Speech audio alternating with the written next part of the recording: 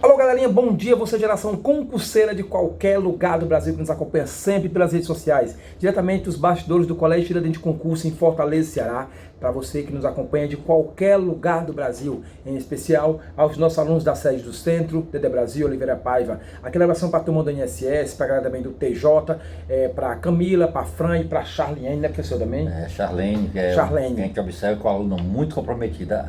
As três, todas na verdade, né? Todos são os alunos comprometidos. são Por isso essa turma de domingo é uma turma bem Muito boa essa bem turma. didática, uma turma bem objetiva. Enfim, também antes de mais nada, quero aproveitar aqui e só fazer aquele grande convite, vocês aí de Jabotão dos Guararapes, do dia 13 até o dia 10 de agosto, na cidade de Jabotão dos Guararapes, iniciar-se a primeira Copa JS Brasil de futebol na categoria Sub-17. Aquele abraço especial ao professor Joaquim, no caso Joaca, ao Joab, ao Mário, ao Elifas, ao professor Ninho, que vem com a sua equipe Relâmpago lá de São Paulo para Pernambuco, e também ao Dagoberto, o senhor Dagoberto e toda a equipe da Blitz Esportiva que vai fazer essa cobertura dessa primeira Copa JS Brasil, que vai ser a primeira de muitas que hão de vir, com fé em Deus. Parabéns, Joaquim, pelo seu projeto, sucessos. Agora vamos de assunto hoje. Professor, vamos falar hoje sobre auxílio-doença. Auxílio-doença, existem dois tipos de auxílio-doença. Temos o auxílio-doença previdenciário e temos o auxílio-doença acidentário. Como diferi-los? Pronto.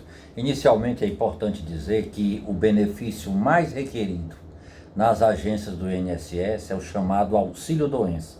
E esse benefício ele é requerido através do telefone 135, dos aplicativos, e ele tem início com agendamento da perícia médica.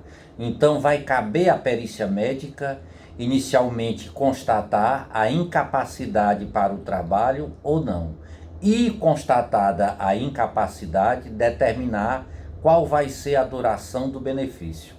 E a perícia médica também, ela vai dizer se o auxílio-doença requerido é previdenciário ou então acidentário. Acidentário quando o fato gerador, quando a doença, quando a incapacidade for proveniente de um acidente do trabalho. Nesse caso é chamado de auxílio-doença acidentário. Nós temos o auxílio-doença previdenciário, quando aquela doença, aquela incapacidade, ela é decorrente de uma doença ou de um acidente não ligado ao trabalho, que aí seria o chamado auxílio-doença previdenciário, que basicamente tem o mesmo valor. Tanto faz ser previdenciário ou acidentário, o valor é o mesmo.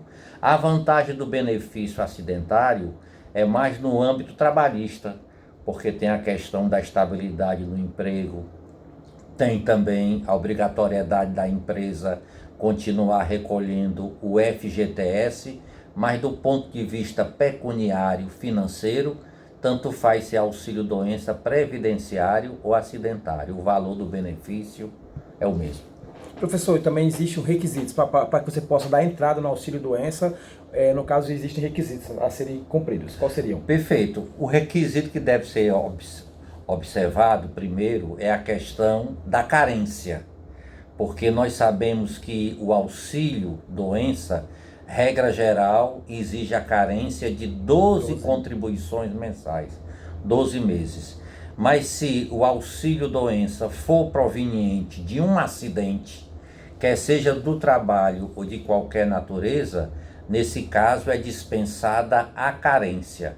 Ou então, quando o auxílio-doença for proveniente de uma doença, de uma incapacidade, de doenças específicas que estão relacionadas na legislação.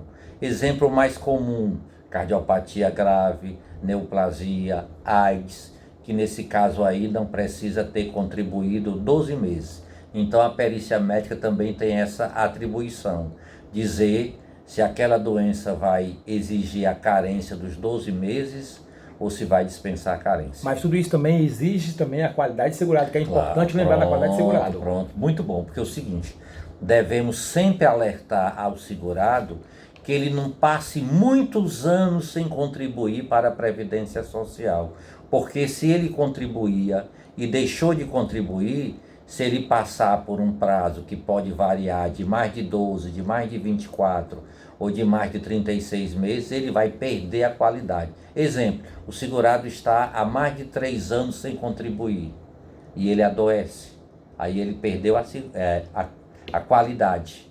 Então, lamentavelmente, não fará jus ao benefício do auxílio-doença, conforme nós vimos até em outros vídeos que nós gravamos. Inclusive, né? professor, o auxílio-doença, no caso, ele será devido a partir do 16º dia da data do afastamento, não é isso? No caso do empregado. Do empregado, para o empregado. Já para outros que não sejam empregado... A partir da incapacidade, observado que deve ser requerido dentro dos 30 dias. 30 dias, não é isso? Porque se for requerido com mais de 30 dias do afastamento, no caso do empregado, ou então da incapacidade para os demais segurados, aí o benefício vai ser pago a partir do requerimento, não tem retroativo. E também, também vale também lembrar também, já estamos fazendo breve na sala de aula hoje também, o preso, o segurado preso também, hoje, ele não mais pode acumular o auxílio-doença com o auxílio-reclusão, não é isso? Bem, é o seguinte, o segurado estava recebendo o auxílio-doença, aí ele é preso em regime fechado.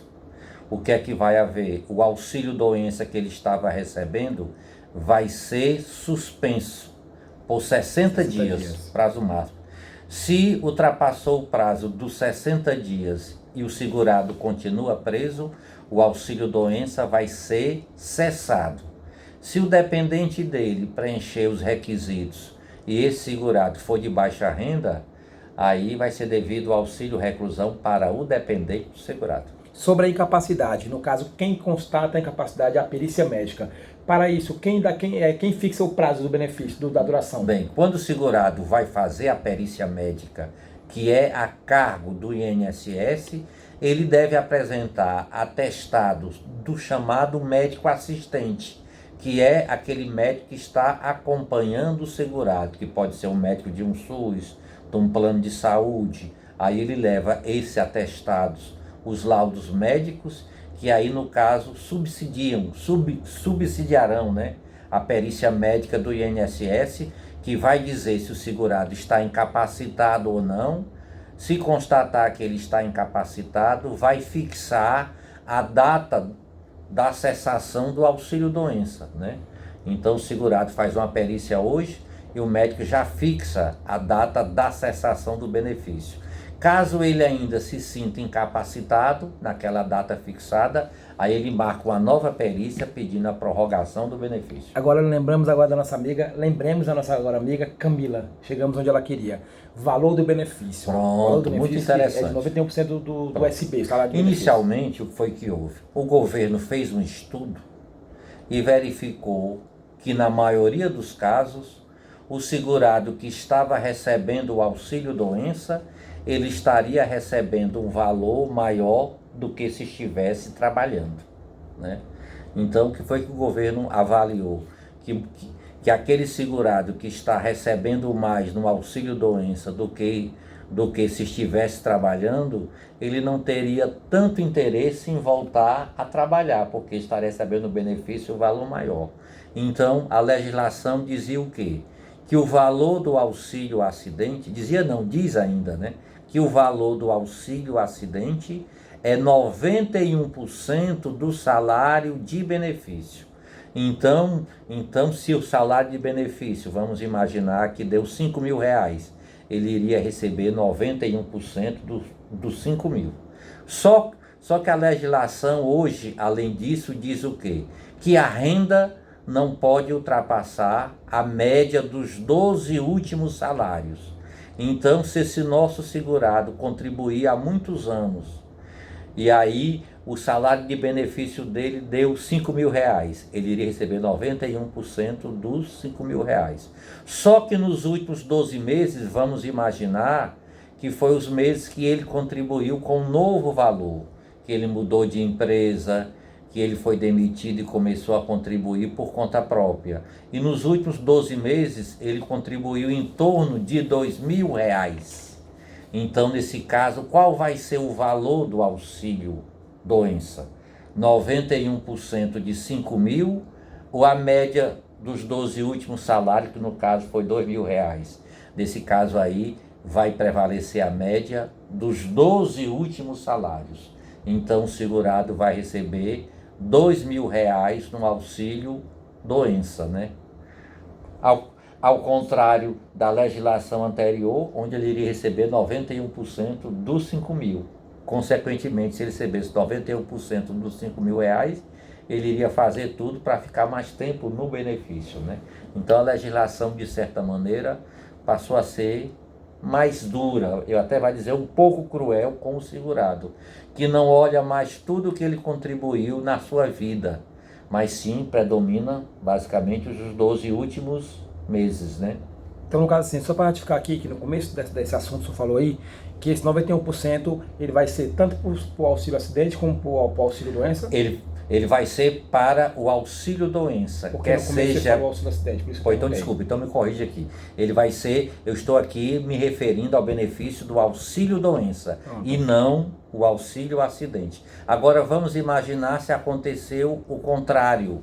Se no caso o salário de benefício deu R$ 2.000, mas nos últimos 12 meses ele estava contribuindo sobre 5.000. Aí nesse caso ele não vai receber a média dos 12 últimos salários, que seria R$ 5.000. Ele vai receber 91% do salário de benefício. Então a legislação termina prevalecendo na prática o valor menor, se é o salário de benefício ou a média dos 12 últimos salários. Predomina sempre o valor menor, né? Professor, e o segurado que exerce atividades concomitantes, ou seja, atividades ao mesmo tempo? Pronto, acontece muito. Vamos trabalhar com o seguinte exemplo. Uma pessoa, ela ao mesmo tempo ela é empregada e ao mesmo tempo ela trabalha, contribui por conta própria. Ela é uma contribuinte individual. Então ela exerce atividades concomitantes. O que pode acontecer? Ela pode estar incapacitada temporariamente para só uma atividade, exemplo, empregada. Então ela vai entrar em gozo do auxílio doença em relação à atividade de empregada, se ela nessa atividade preencher as condições do benefício. E vamos imaginar que na condição de contribuinte individual, ela tem condições de trabalhar. O que é que vai acontecer nessa situação? Ela vai receber o auxílio doença referente à atividade de empregada e continua exercendo a atividade de contribuinte individual. Então isso é perfeitamente possível, isso é legal. Segunda situação que pode acontecer, ela ficar incapacitada temporariamente para as duas atividades. Nesse caso, ela só vai receber um auxílio doença, somando o salário das duas atividades. Terceira e última situação, vamos imaginar que a perícia médica constatou que em relação à atividade de empregada, ela tem uma incapacidade permanente. Então seria caso de aposentadoria por invalidez. Só que em relação a outra atividade, ela não tem incapacidade permanente, é uma incapacidade temporária. Será que ela pode se aposentar por invalidez? Não pode, porque só pode se aposentar por invalidez quando a incapacidade permanente abranger ambas as atividades. Nesse caso, o que é que vai acontecer? Ela vai ficar recebendo o auxílio doença e só pode se aposentar por invalidez se essa incapacidade permanente abranger também a outra atividade concomitante que ela exerce. Professor José, para poder finalizar esse assunto, o benefício poderá ser suspenso, como também poderá ser cessado. Qual a situação que ele poderá ser suspenso e em seguida finalizar cessado? O auxílio doença, ele vai ser suspenso. Suspenso que pode ser temporariamente. Ele vai ser suspenso quando o segurado se recusar a fazer perícia médica, quando ele se recusar a fazer tratamento médico, reabilitação profissional. E também no caso de prisão também, né? Prisão também por 60 dias, né? Aí no caso o auxílio doença é suspenso. Cessado, geralmente ele é cessado quando o segurado tem sua alta médica, quando ele é considerado capaz. Ou então quando esse auxílio doença gera outro benefício. Exemplo, o segurado estava recebendo o auxílio doença e faleceu.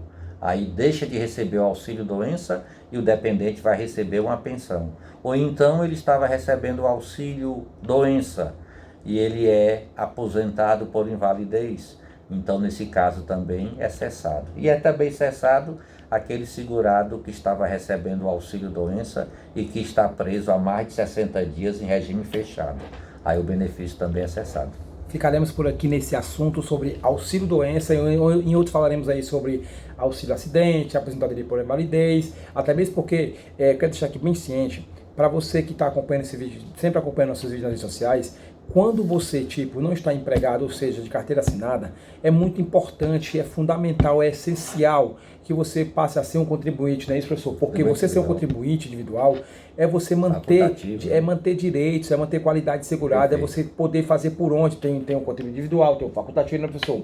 Então, com isso, você vai estar simplesmente mantendo, direito para você. Deus livre, se você se acidentar, você sendo um contribuinte, você vai poder fazer jus aos direitos que a Previdência vai poder te proporcionar, né, professor? Perfeito, porque é o seguinte, muitas vezes, especialmente quando nós somos jovens, né? Muitas vezes a pessoa pensa que não vai adoecer, verdade, que não pode sofrer um acidente, pensa até que não vai morrer, né? Então, mas pode acontecer isso. Obrigado a cada um de vocês que nos acompanha sempre, em especial. Esta dica hoje é gravada em especial para nossa amiga Camila, também a Fran também, que faltou a aula hoje, está viajando, tá no Iguatu, Fran, beijão, e também a outra, Charlene também, e todos também da turma do INSS do domingo. Nome que a gente reforça aqui. Exatamente, obrigado a cada um de vocês que nos acompanha sempre, em especial também, gente, obrigado, segue o canal do YouTube Alô Galerinha, inscreve-se aí, o meu Instagram, Giliardo_Show, Facebook, Giliardo Show, Giliardo Ferreira ou Giliardo Vieira, são 3, todos lotados, mas vou estar sempre recebendo mais convites aí, e a fanpage no Facebook, Alô Galerinha. Também obrigado ao professor Júlio César, que mais uma vez se dispôs aqui para gravar conosco hoje. Sempre à sua disposição e à disposição dos nossos amigos aí. Olha, a cara desse cara liso não treme não, por livre e espontânea pressão ele vem, mas que ele venha por livre e espontânea pressão, por livre e espontânea vontade, será sempre bem-vindo ao nosso canal do YouTube Alô Galerinha. Obrigado a cada um de vocês, e não esqueçamos, para poder finalizar aqui, Mega Sig Mega Design, meu patrocinador oficial, quiosque da Samsung também, tio Vanderlei, toda a galera do quiosque da Samsung lá no Show da Bezerra de Menezes, restaurante da Priscila, tem que acompanhar sempre. Obrigado a cada um de vocês que acreditam no trabalho da Alô Galerinha. E no dia 3 de agosto terá início a primeira Copa JS Brasil na cidade de Jabotão dos Guararapes. Aquele abraço ao professor Joaquim, ao Joab, ao Mário, ao Elifas, ao professor Ninho, ao senhor também, até falei da Blitz Esportiva, ao senhor Dagoberto, a todos que estão aqui apoiando e abraçando esta primeira Copa, a Prefeitura de Jabotão dos Guararapes, aos vereadores e aos patrocinadores, e em especial aos empresários aí da cidade. Abraços, e lembrando a todos vocês, não esqueçam, quando você tiver algum sonho, alguma meta, algum objetivo, lute, não desista, almeje, insista e não desista quando aparecer algum tipo de obstáculo, porque na vida nada vem fácil, o que vem fácil vai embora fácil, professor? Com certeza. Geração concurseira, Colégio Tiradentes de Concurso, professor Júlio César, antenados 24 horas. Vem Tiradentes, grandes conquistas começam aqui. Valeu, tchau, tchau, abraços!